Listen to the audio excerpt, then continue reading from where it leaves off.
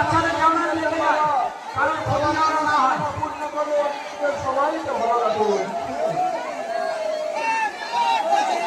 কাকলি জাদুয়া, কাকলি নাটুয়া 51 টাকা প্রণামী দিয়েছেন বাবা। ওই মায়ের মনোবাঞ্ছা পূর্ণ করে এদের সবাইকে ভালো রাখুন, সুস্থ রাখুন। অলকা মন্ডল পর্বতী,